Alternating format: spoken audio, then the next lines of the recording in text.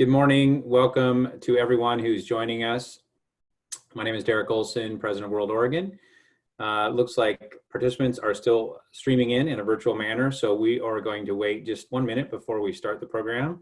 Again, this is the WorldOregon Zoom program on international trade. I'm going to give another minute for hit the critical mass of participants, and then we'll start.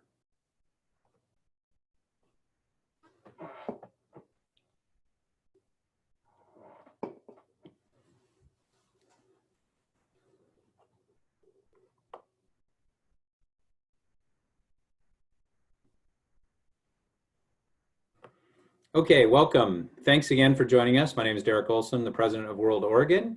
Appreciate you joining us, whether this is your first Zoom webinar with us or you've been here since the beginning when we launched these, when we've all gone virtual.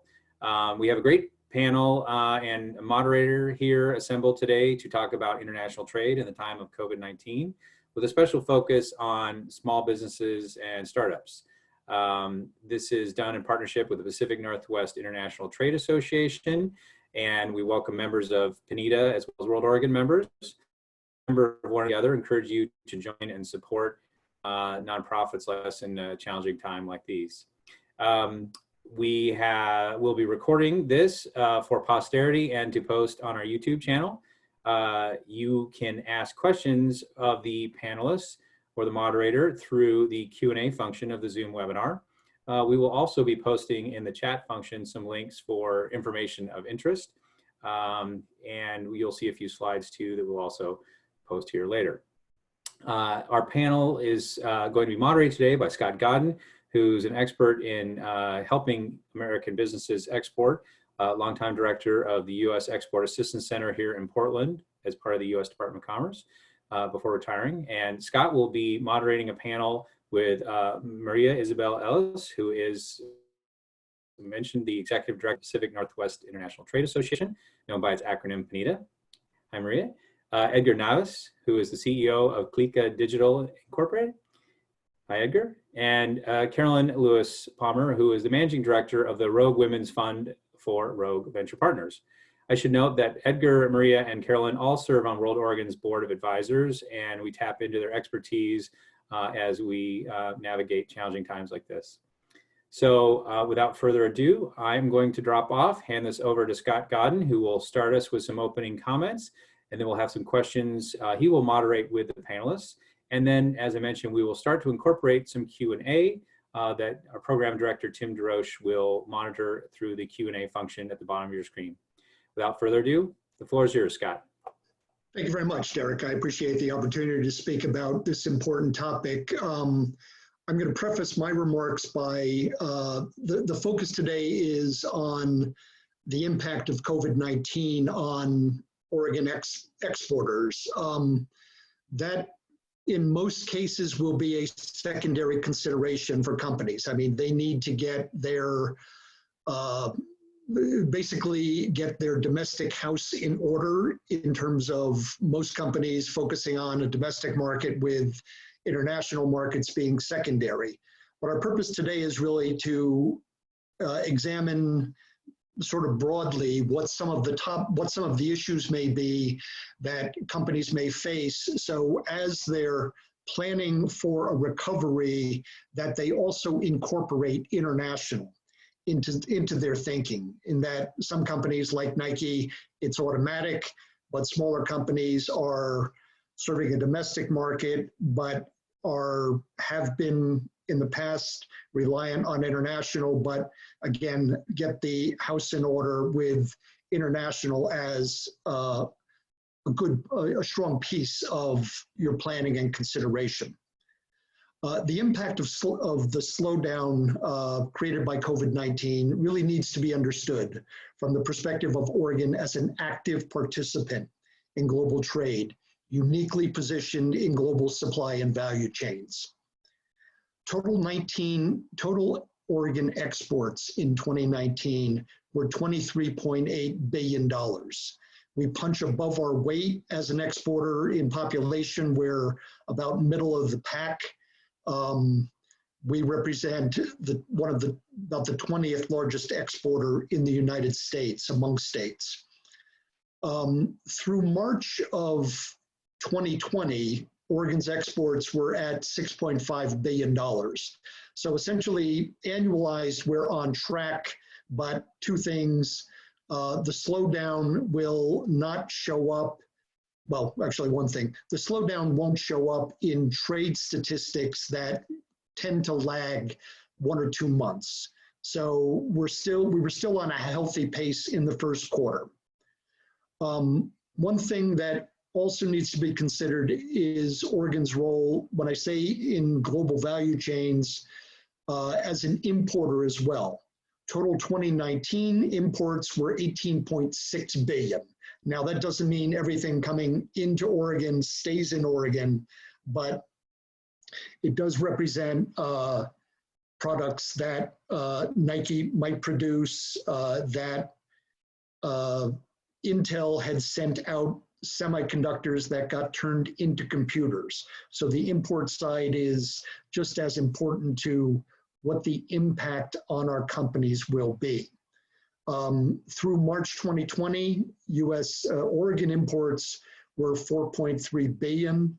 Again, annualized, we're still on track because the impact will lag.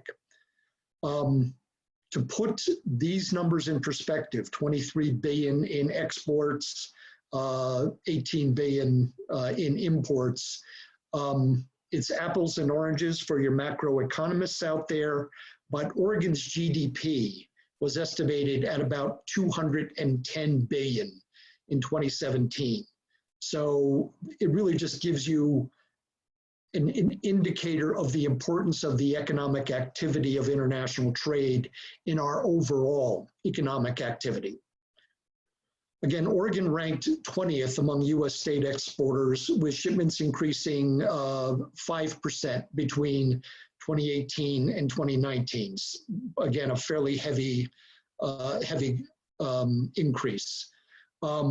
We are 7th in tech exports. So if you're looking at that map, you'll see that technology in terms of the role it plays in Oregon's export economy and actually global economy is very important.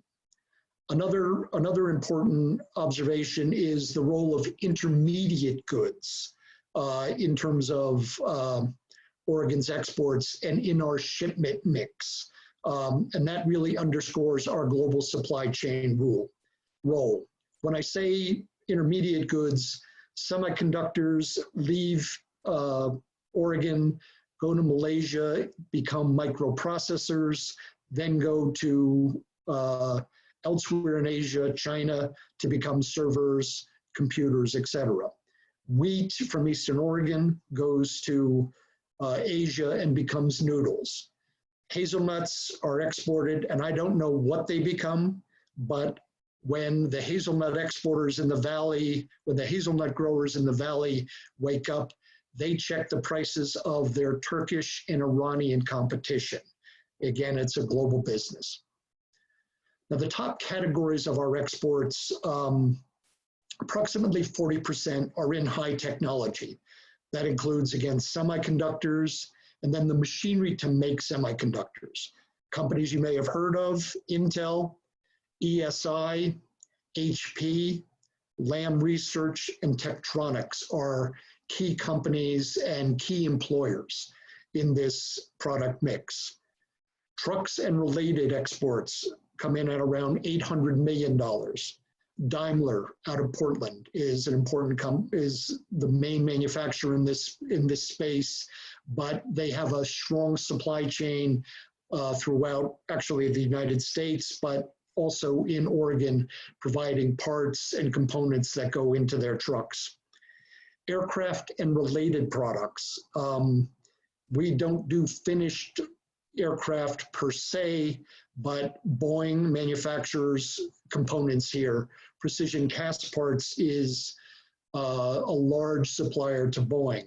Pico Astronics in Clackamas does aircraft interiors and other types of avionics equipment.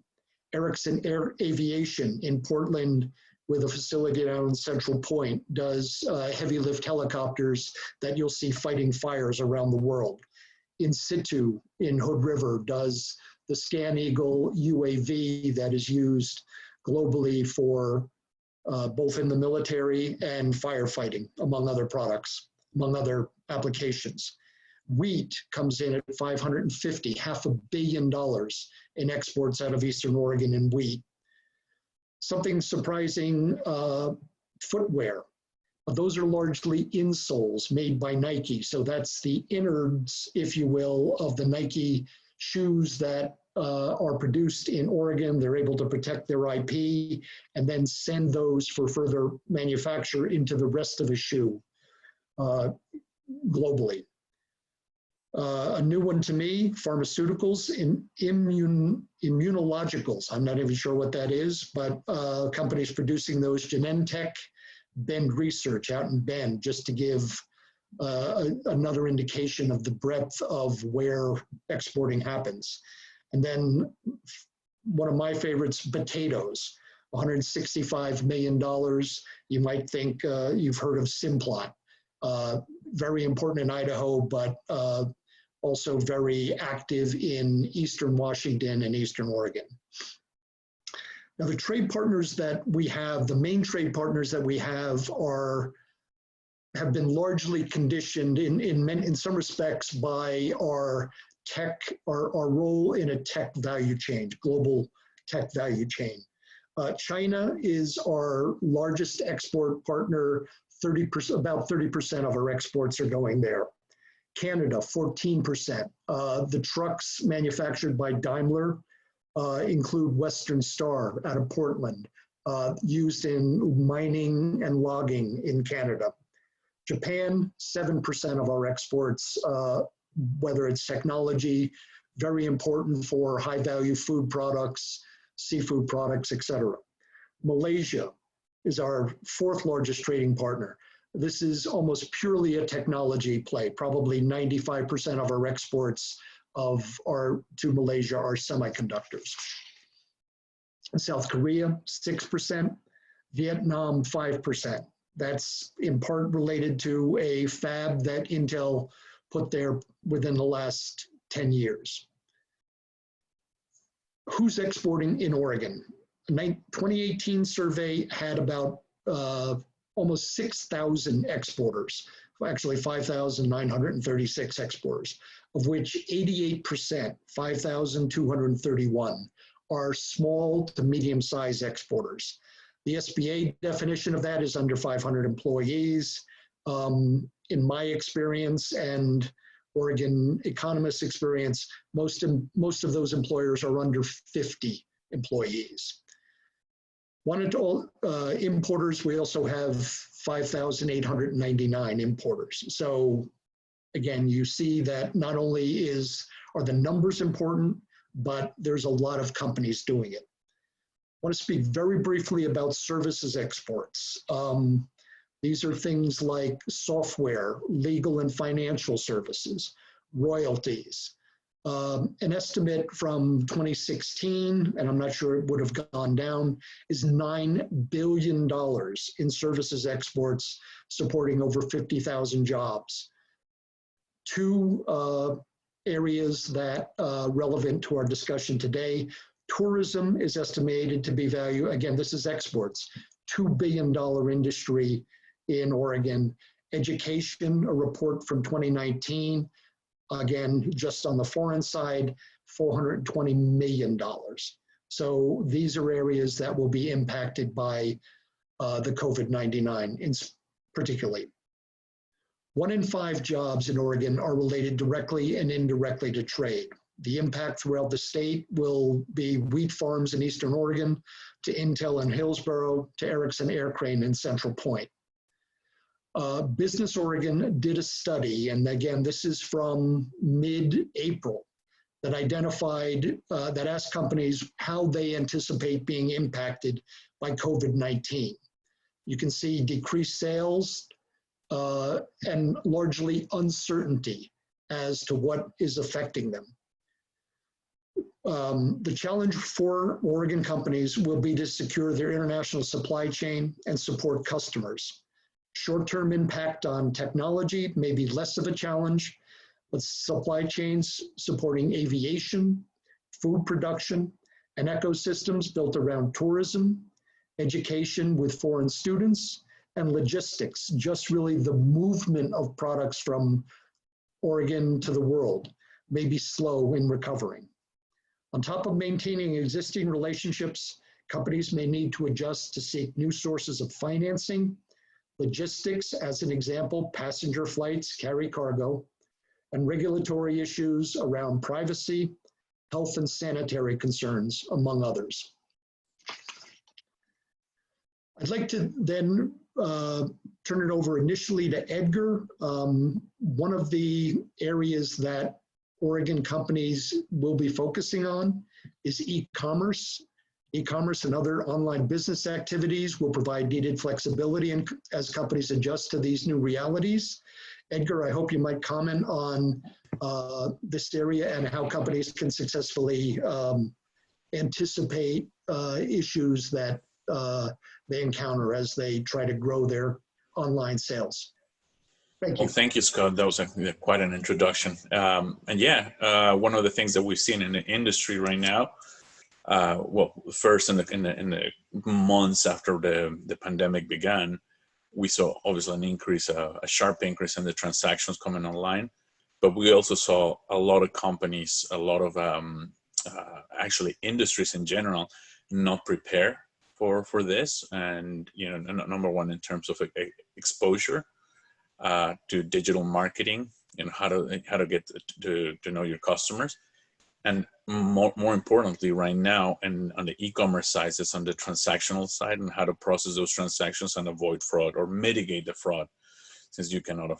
So one of the things that we've seen also just the past month is also sharp increase in fraud and credit card transactions online.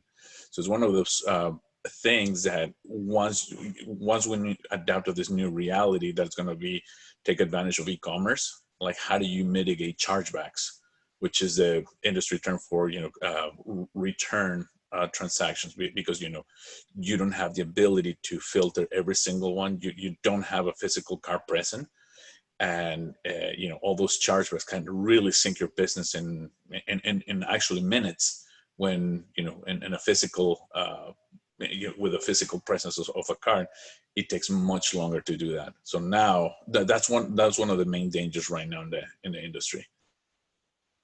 Okay, I think what I'd like to do would be to go to our other panelists, have them make their comments, and then go back and ask the questions if that works for everybody.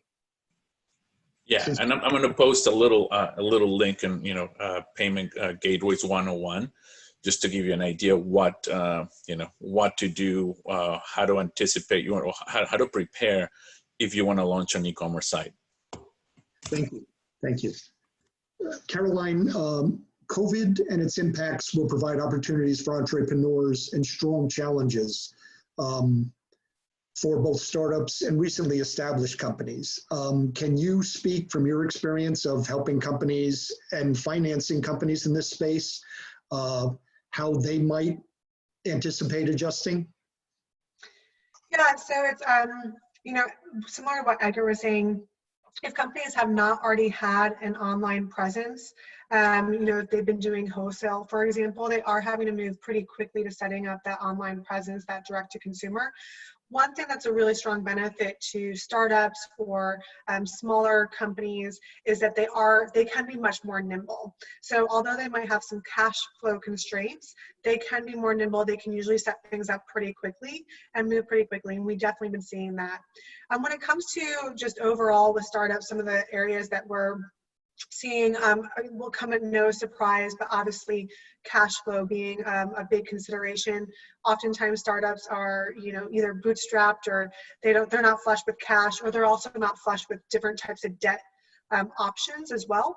And so really making sure, for example, in my industry, the recommendation right now for every startup that's raising, is not just with Rogue, but across venture firms, is that they have 18 months to 24 months worth of runway. So essentially ability to last that long without making any revenue before they need to either raise or that they get revenue. And that's just more of a scenario for them to be able to survive and kind of weather the various storms, of which we'll be getting into a little bit, just in terms of maintaining diversification of their supply chain, diversification of their customers, and knowing that we are going to definitely have an impact to overall revenue across the board, no matter what industry people are in. Okay, all right.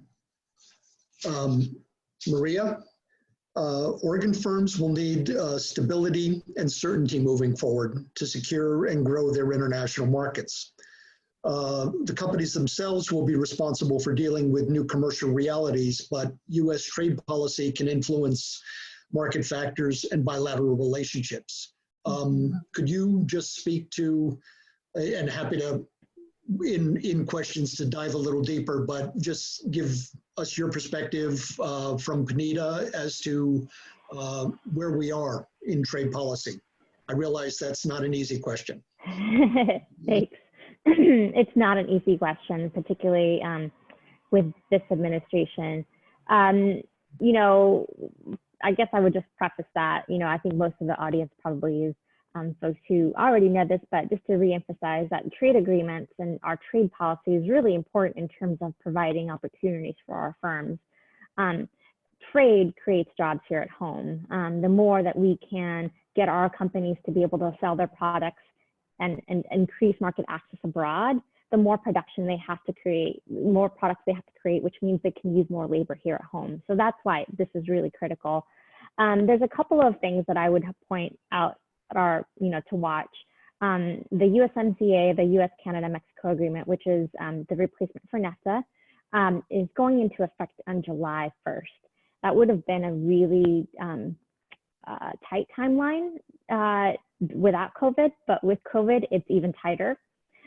One of the things that we're seeing for that particular, that I think that is good to watch for that particular agreement is,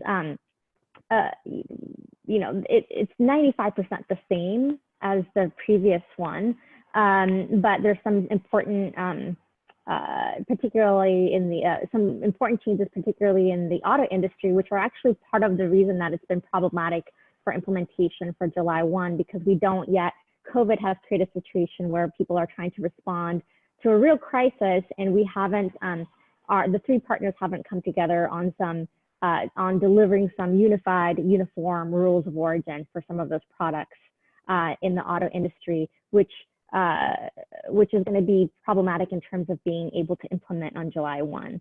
PNITA, from our end, we've been advocating for the July 1 implementation, but with some additional flexibilities built in for timing to be able to phase in the regulation on the auto industry side. So that's NAFTA. On the China front, you know, as Scott mentioned, China is our #1 trade partner, very critical for us, and it's probably the one that's been the most problematic over the last several years. China, you know, to be clear, there's some legitimate issues that we need to deal with China, particularly on their IP theft, cybersecurity issues, their industrial policies that are anti-competitive. But at the same time, we can't afford to ignore them. We are the two biggest economies in the world, and their middle class is growing rapidly, which means that is a middle class that we can sell our products to. So it's been, we have a phase 1 deal that was really hard fought over after almost 2 years of tariff war. And it's likely, I think the probability of a phase 2 deal is decreasing by the minute. If anybody saw some of the developments that happened over the last few days related to particularly technology, the US moves towards limiting the kind of exports and the use of technology, US technology, and anything that's going to be used for Huawei. Those are going to have repercussions, and the Chinese will definitely respond. We have a phase 1 deal with Japan. You know, we missed out on the TPP on that one. But we got a phase 1 deal with Japan, which is a really important market for our soft white wheat and many other things. But the likelihood of getting a phase 2 deal before the election is probably unlikely. We were supposed to have something to look at actually in April, based on by April, based on the timeline that the White House delivered, but still nothing. And then the UK is the other one that's really in full force, is active right now. We are in active negotiations with the UK to develop a free trade deal. We're in a bit of a situation where I think the UK is able to pit us against the EU on some issues, as the UK is trying to negotiate 2 trade deals. The US is trying to figure out if they can open up some wiggle room on regulations that are longstanding, related particularly to food and agriculture within the UK market. And I think the EU is probably seeing that and is trying to double down to maintain some control over those standards. So those, it's unlikely that we're going to also get a deal on that front. The UK is on the clock towards the end of the year to be able to land a trade deal with the US, but it's likely going to, what we're seeing, instead of having these very well thought out, robust deals, is we're seeing a whole bunch of very fragmented piecemeal deals that don't really get us as far as we should be getting. From broad experience in trade policy, that sounds like a very good summary. Thank you, Maria. Edgar, what I'd like to do as part of in a moderating role, just ask one question of each, and then when Tim tells me to open it up, we'll open it up. Otherwise, I have other questions. Hey, Edgar, could you, you talked about companies needing to verify their credit in terms of online business. What's the best way for them to go? Go it alone, use an intermediary, Amazon, eBay, or what resources might be out there to assist them in figuring out how to navigate this to the extent they need to? Well, certainly. So there's 2 components. One, just like Carolyn was saying, there's no better time right now to be a global business, because with little money, I mean, everybody can be a global exporter. So you can utilize platforms like Alibaba, Amazon, Elliot. I mean, there's a bunch of e-commerce sites that will expose you to the world, your products to the world. And now that comes with apparels. Yeah, you need to be able to, number one, be able to fulfill your orders, but also to make sure that you get paid. And again, I'm posting, some of those resources here on the links and how to start, because those are 2 different things. One is the e-commerce platform that's basically just an ecosystem that connects buyers and sellers. But how you get paid is your responsibility. And again, that's where the issues will come, because you have to have a trusted source and internal protocols, and in some cases like us, we have developed certain algorithms and internal technology to mitigate, because you cannot eliminate the risk. You can just mitigate and make sure that it's within your budget. So I'll be posting some of those resources online as well. But doing it alone, I mean, there are resources out there like Startup Nation. There's local like Up High, the Portland Incubators Experiment, and a lot of forums on Slack that have wealth of information, connections, and more than that, I mean, I found it very useful, anecdotal, because we have a way to compare businesses through the websites, but it's better to hear from a peer. Just to follow up one question, yeah. Edgar, because I know in your deep dark past you used to have some knowledge of logistics. Yes. And I take that the e-commerce world is important, but I'm not sure that the changes will be as significant as what might be happening on the fulfillment side. And again, if you might speak briefly to how are you making sure that you're going to be able to get your product point A to point B? Yeah, well, currently I'm in digital products, so we do, we don't have to deal with any physical movement of products, but it's certainly, I mean, it's going to be challenging because as you and I know, there's going to be a reshuffling of the international global supply chains. There's a lot of things uncertain right now. I mean, with coming with the trade agreements, what's going to happen next, and as we've seen, there's the uncertainty what's open and what's not. So, I mean, I do feel I don't deal with, the physical products per se, but I have seen it, from other colleagues that, will they have problems. So they have no product to ship. They have customers, but they don't have product to ship. Yeah, Scott, I can go ahead and maybe piggyback off of that, if you don't mind. So one of the things that we're paying special attention to from the venture startup community, and especially with direct-to-consumer brands. So, people that are not necessarily selling software, but really selling direct goods to consumers, they are very dependent on supply chains. And especially as a startup, you often only have the one manufacturer, maybe two manufacturers that you're dependent on. You're not a big behemoth that has been able to diversify your manufacturing. So we are working with startups, and it's not just me, I'm kind of speaking for the venture community as much as I can, on when we're speaking with different direct-to-consumer brands that sell products or IoT companies, so they rely on hardware coming from other places.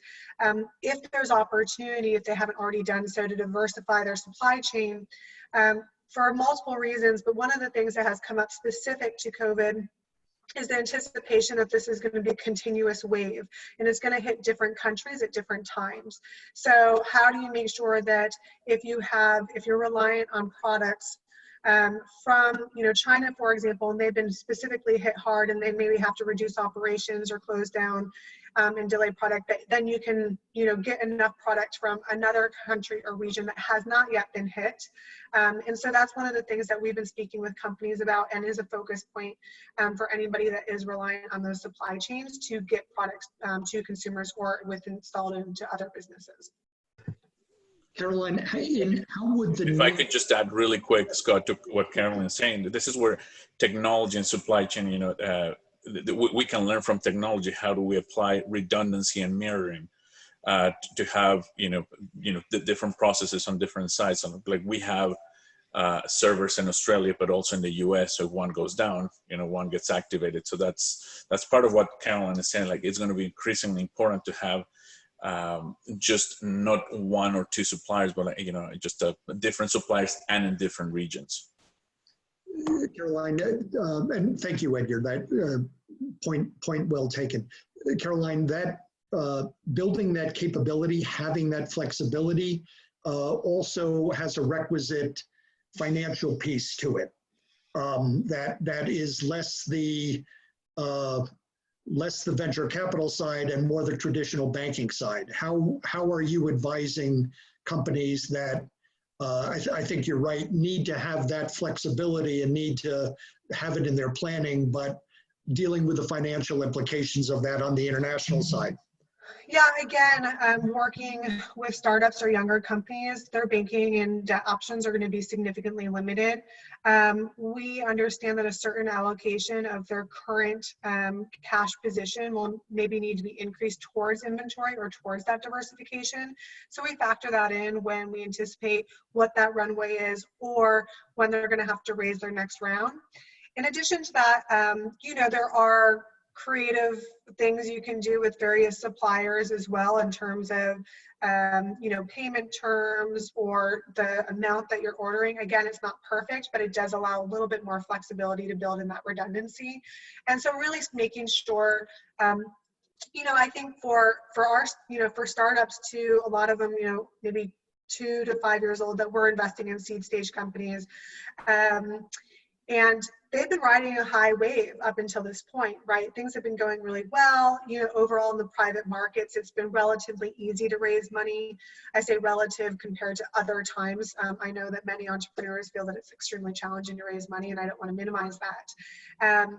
But it's been typically very easy to raise money. And what we're now starting to see, just like, the private markets will mirror the public markets, but a little bit lag time. So as we enter a recession, which we anticipated was going to happen in the private markets anyway, we're in a bubble, we were anticipating it was going to pop, but we're going to start to see valuations go down. It's going to be harder to raise money, both domestically and I would say much more internationally as well. Prior, there was a lot of cross-country investing taking place, as well as fund-to-fund investing. And now what I'm starting to hear from various funds, much larger than ours, is that even if they have, you know, a branch in another region like the Middle East or in China, they're now going to focus their investments really in those regions and not necessarily across regions, specific because of the risk that the pandemic provides right now and the lack of ability to travel and meet people, which can be pretty critical, especially in investing and merger activities as well.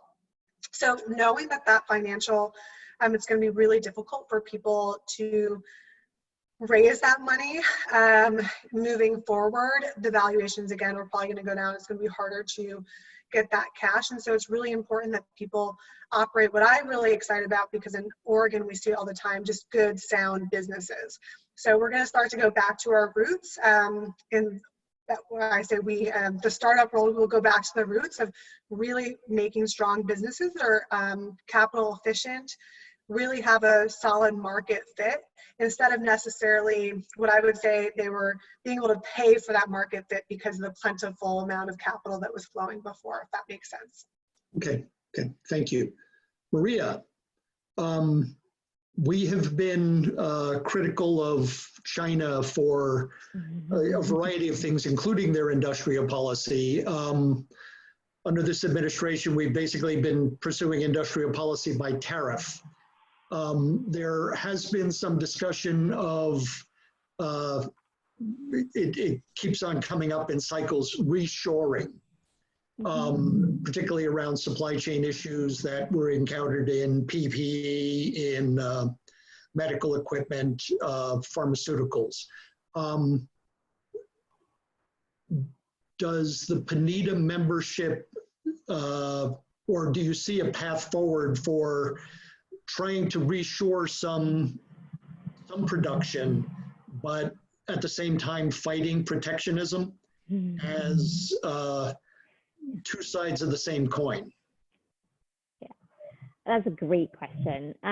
So I think it's been touched on here, but I guess I would say this. I would preface that answer with saying, before COVID hit, we had been seeing steady increase in the support for trade, very steady, since 2016, and you know all what happened in 2016. And I think it's a side effect of the hammer in the kind of whiplash approach that the administration has taken on trade that has led to a lot of uncertainty which threatened trade, that caused people to embrace it more and to have more support. And that 79% of Americans, that increase was across all political parties. Now, COVID has definitely impacted that. People still care about trade, particularly at the folks at the lower income are saying that they are more worried about what's happening on the trade front, because I think they're seeing that prices are going up. But I will say, yes, there is an increase in protectionist rhetoric coming out of this administration. If anybody caught the op-ed from U.S. Trade Representative a week ago or something like that in the New York Times, you can see that in full force. There are some legitimate things that we, like I said, need to worry about with China, and we do need to encourage fair trade practices and adherence to the rule of law. But at the same time, I think they're pouncing. I think there's a pouncing on this issue of supply chains and PPE particularly as a way to advocate for protectionism, and I think that is misguided. What we really do know is that this is really, anything that's related to PPE shortages actually probably has more to do with the way that business is done. Meaning, we like to run business efficiently. That means we're doing just-in-time supply chains. I think you guys have all touched on this. That means we're not keeping a lot of inventory on hand. So it's part of the problem is what we've done to ourselves in our great efficiency as businesses.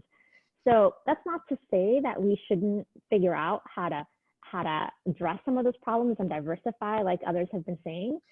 But this idea that China has been the problem, and that we in terms of PPE and why we're not getting medical supplies, that's actually not correct. There was a great article that came out gosh, a couple weeks ago, I think it was, kind of outlining where we're getting a lot of our pharmaceuticals and PPE from, or medical supplies in general. And just, you know, from that, you know, 70% of the essential medical supplies that are made in the US are consumed here.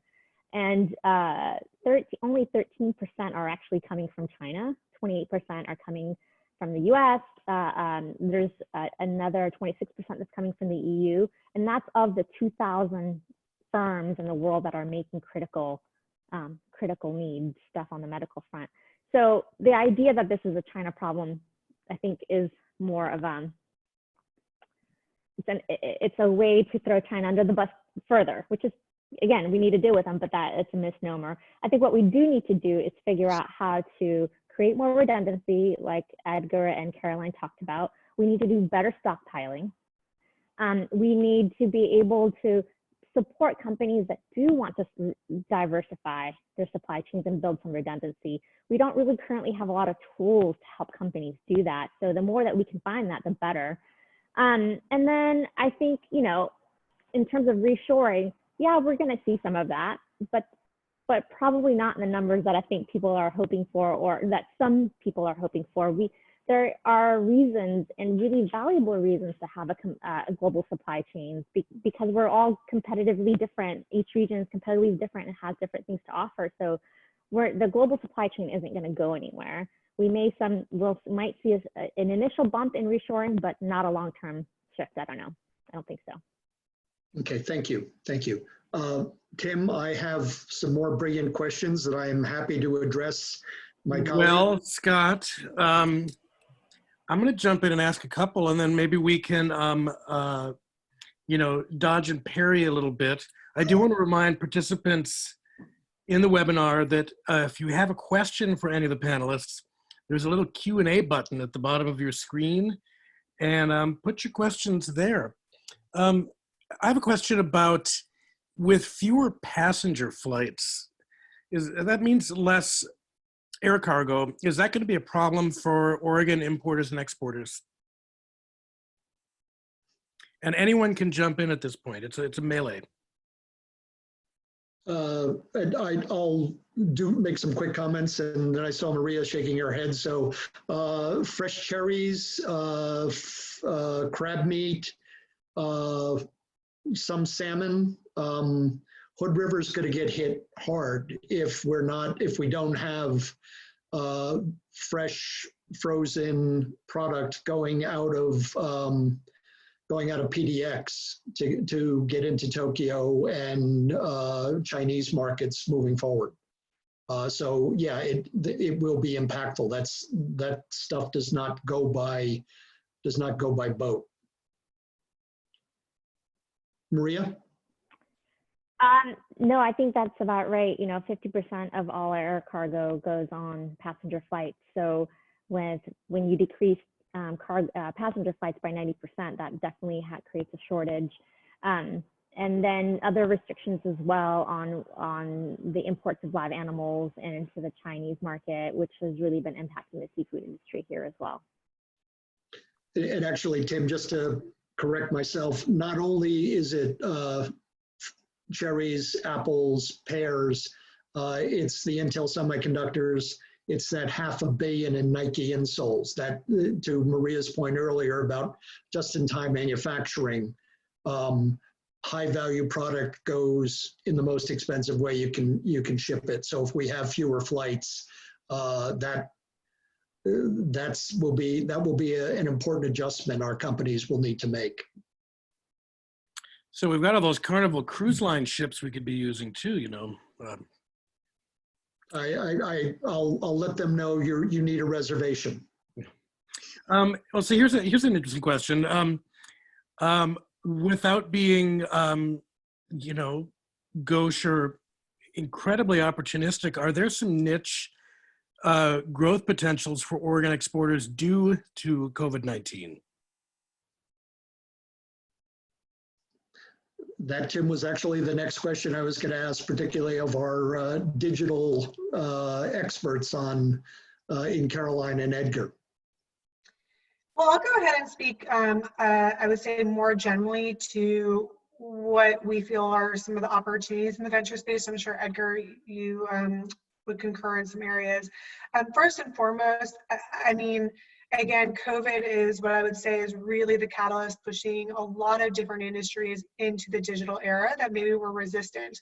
And when I say digital era, it's not even just the digital first aspect, not just like their consumer or their business to business facing areas. It's all the aspects that power the digital ability to happen, right? So around security, around your IT infrastructure. So there's a lot more opportunity, and that will continue to grow because it wasn't just, again, in the US, it's really a worldwide digital push that's happening. So for example, we have a couple of companies that have commercial construction technology, and we're seeing a huge push where that's usually an industry that's a little bit slower to adapt technology, but they need to because they don't have the option to be face-to-face anymore to make decisions. So that's one specific example. Beyond just overall digital, I think there's a lot of opportunity when we think about just rethinking through how education is performed, not in any way saying that face-to-face education will be replaced, but again, an industry that was, I would say, overall very typically slower to adopt digital technology tools is becoming much more, they have to, again, been forced to adopt different tools and adopt different learning platforms. And then similar with, obviously, with healthcare. Healthcare not only on the digital front, but also in thinking through anything that powers the supply chains as well. So all the technology that's to power supply chains, or mitigating the just-in-time type of supply chains that we used to have. And then Edgar, you can probably speak to it even more, but the fintech space, again, a huge opportunity. We saw that a lot with the PPP loan disbursement, where kind of your traditional banking setups and SBA loan setup was just, it was overwhelmed by the need to distribute PP loans. So you had things like Cabbage, you know, these kind of quote unquote startups that were much more adaptable and more nimble to be able to administer different loans. So again, much more technology focused. When it comes to products, I would say I believe that there's going to be an overall consumer trend to continue to consume local products. We're going to be dependent on it. So again, I don't know the export implications of that, but I think there's a large focus overall on how consumers are going to consume products, where they're locally going to get that, and they're going to want it really direct to consumer. It's a huge opportunity for anybody who might have been in wholesale to really think about going to that consumer directly in a whole different way because the consumer is hungry for it, they're ready for it, they've been ready for it, and this has really just been, I would say, a catalyst that has pushed us towards that space around direct to consumer and across all different types of goods. Edgar? Yeah, no, Carolyn, absolutely agree. And you know, a couple of the things that you saw, that we saw in the past couple of months is just the failure of all systems, you know, not to adapt. I mean, we saw, you know, the unemployment system collapse entirely, you know, so, you know, information not coming out to the underprivileged. So I think this is an opportunity for disruption. I mean, we were caught completely unprepared in a lot of ways. So this is an opportunity for trying new things. Actually, we're being forced to try new things, like working from home. Here we are, and we saw that, you know, the world keeps moving. So we've proven that you know, there's going to be a remote working for stay. So there's no need for, you know, large commercial real estate spaces. But more importantly, you know, like I was saying, just reaching those the most in need. You know, how do we build technology with the neediest in mind? You know, not just for the most privileged, but how do we build this so everybody can have access to the same information at the same time? Yeah, and I'll just say one more thing I didn't mention necessarily that I could probably do like 5 hours on, and I'm sure people have been reading quite a bit about it, is just really around future of work. So future of work's been a pretty hot topic in venture for a while, and all different aspects of that, gig economy, how people work together. I think what's becoming really interesting right now is understanding that there isn't going to necessarily ever be a back to full normal, right? Where that's gonna that normal is really being redefined of what workplaces are going to look like, and also retail interactions. So both knowing that and that's going to persist for some time, it's gotten people really, it's really pushing the innovation factor on how buildings are designed, how we leverage technology in buildings to create not just smart workplaces, but safe workplaces. How we leverage communication with our employees, with our customers, if we're retailers, to make sure they have a sense of psychological safety moving forward. And then, of course, on the broader range, how do we as a state really start thinking about commerce in relationship to health and those personal interactions? And so there's a lot of different innovations that are starting to pop up specifically around that, which I think is a huge opportunity. Thank you. Thank you. Tim, do we have other questions in the queue? We do. It's probably not Oregon specific, but you know, we walked away from TPP, but I think it's kind of an interesting one to kind of pull back and look at. So post COVID-19, do any of you have any sense of more countries coming on board? I know that there's been speculation about the UK or Malaysia and Thailand, and Japan is going to be chairing TPP in 2021. Could we do any sort of an about face and be part of that? What do you think is the path forward here? I guess, Tim, we've had to refight for ground that we lost. When we, again, with TPP, keep in mind that we already have FTAs with, I think, 8 out of those 12. So it wasn't necessarily a heavy lift. We had to renegotiate with Japan to get them back in. I mean, to get back to where we had the same concessions. Maria has made good points about the UK and the EU, and from a very long-standing experience in trade policy, nobody does any trade negotiations with the US anywhere near a presidential election. So I think the administration is, they've got their teams talking to the UK right now. But I think most of our Asian partners have looked at what the China agreement looks like. And I think in the short term, that looks more appealing than anything we might be able to bring to the table. But that's my kind of back of the envelope stuff. Maria? No, I think you're right.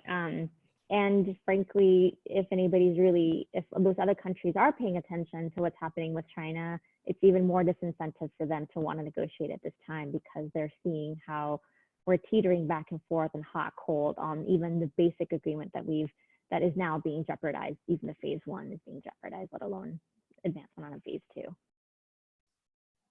So I've got a good nuts and bolts question. I always like when these come in. This is from Matt. He is a small food producer in Oregon, and he's wondering if there is a resource for international distribution channels. He's looking for other options besides, I may say this wrong, KHE and UNFI. I'm not sure what those refer to, Tim and Matt. I've been around long enough to actually have invented some acronyms locally, but be happy to follow up. I work with the Small Business Development Center Network. We're also well plugged into the Oregon Department of Agriculture, and also well plugged into logistics providers who handle full range of goods, getting them from point A to point B. So happy to have that conversation offline as appropriate. Great. So we've got time, I think, for a couple more questions. I have run out of mine. So Scott, if you've got a couple that can kind of loop us back around to where we started, take it away. And then you can either end it, or we can have Derek jump back in and see where it goes. Anything to prevent Derek from jumping back in. No, I'm kidding. I'm happy to have that when it happens.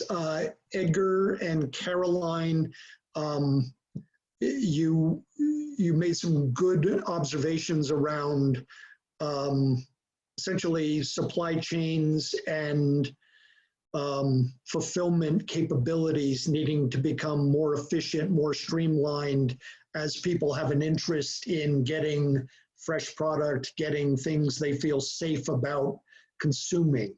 Are there developments in supply chain world that you see as moving in that direction? And what does that do to costs? I have another question if that one's not a good one. No, I can speak a little bit to that. In no way am I a supply chain expert when it comes to investing in that space. But again, from the privilege of where we sit in venture capital, we get to generally see technologies that are not widely adopted yet, right? We're investing at a point when we're hoping that they're going to be adopted, 5, 10, 15 years on a much broader basis. So just in the past couple of years from a supply chain standpoint, different technologies that allow you to track a shipment, the spacing of everything, and every single person who's touched that shipment from when it's left the farm all the way through direct to consumer. And so just there's various different technologies that are in that space. I would say that what I've seen is actually decrease costs overall because what they're building on is to allow for more efficiency for transportation. So if you have a much more accurate understanding of the quantity, the spacing, and the predictability of your supply chain, then you can get hopefully a lot more efficient at overall transporting it and then overall decreasing the cost. Again, the wide adoption of this has yet to happen. There's some legal implications that come across, which Maria probably is much more versed at, especially across multiple different regions and countries. But those are some of the things that I've recently seen, and what's really positive too is that there's entire venture funds and focus areas just focused on supply chain tech. Or just focused on agriculture technology. So from my standpoint, it's very promising. I would say I'm maybe one of the more annoying people to speak to at this time because when it's doom and gloom for a lot of people, and I want to be really respectful of that. As a person who invests, it's a really exciting time because the hardest times really push companies to be so much more innovative. And that's when we get to see kind of startups really shine because they've been maybe pushing that behavior change or that new idea, and it's been a kind of a struggle. And now they have this opportunity because of this catalyst to really, have their innovations adopted in whole new ways. Edgar, anything else to add? No, great, Edgar. Yeah, and just quickly, there's a lot of startups that even before COVID-19, started popping up, going more direct to consumer. We have a great example here in Portland. Milk Run, for example, is connecting local farmers, local producers with the consumer. So it's doing a fantastic job. I mean, they raised some capital and it's been growing, their service. And again, just keeping that in mind, that we're at home. We want to have local fresh produce and help the people that need it the most right now, which are our local producers. Excellent. I want to thank all of you for participating today. And Tim, I want to set up Maria and Caroline at least for a presentation on blockchain. Thank you for passing that around, Maria. That term was in my head, but I couldn't pull it out. And that might be a good subject moving forward as part of this solution. Derek, thank you very much, and I'll turn it back. Thanks so much, Scott, and thank you, Edgar, Maria, and Carolyn. It's been great to have all of you join us. Thanks to everyone in the audience. We appreciate you supporting World Oregon. Again, if you are not a current member of World Oregon, I encourage you, please renew your membership. It helps us through the challenging times. We have a lot of great upcoming programs on our website. Tomorrow, same time at noon, we have a panel with several of our trustees on Higher Ed Navigating COVID-19 with the president of Lewis and Clark, Vim Vivel, and top officials from Oregon State and U of O. Thursday night, we have part 3 of our 3-part Rising Up for Human Dignity film and discussion series, where there's a panel after watching the film. And then the first week of June, we have a program June 3rd from Atlantic Council, think tank expert from me about planning and policy in different scenarios given all the challenges, and a program on Latin America that we just finalized today with a diplomat in residence at Yale talking about Latin America and how they're dealing with COVID on June 4th. So a lot of great programs coming up. Encourage you to register on our website. If you missed a previous program, you want to check it out. Check out our YouTube page. I especially recommend the one with OSU Professor Christopher McKnight-Nichols on the 1918 pandemic. It has gone viral for our little world. It's a great one, and I really encourage that. And it gives some good perspective on what we're dealing with now. So huge thanks to everyone. Stay healthy, stay safe. We'll see you at a future Zoom program.